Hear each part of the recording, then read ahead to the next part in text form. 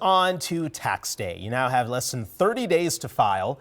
In the most recent update from the IRS, the average refund check in 2025 stands at just over $2,100, which is less than the average $3,200 refund issued at the same time last year. Now, that's not that unusual. Low to middle income workers are often the first to file and often have smaller refunds. But when that deposit finally hits your bank account, how should you be using it? I reached out to a local tax expert to get his advice, and you're going to like what he says your first step should be.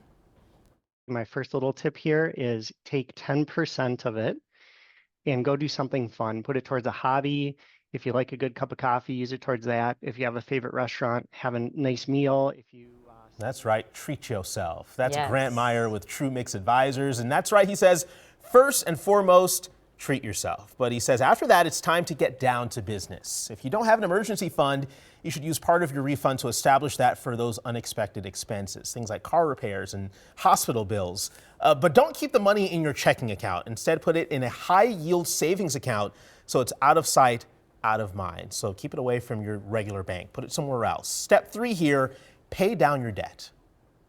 Lots of studies have been showing that defaults on auto loans and credit cards are starting to increase in the nation. And so using your refund to attack high interest rate, and I define high interest really as anything above 8-9% at the very kind of high end. Credit cards typically are in the 20s, so they're a no-brainer.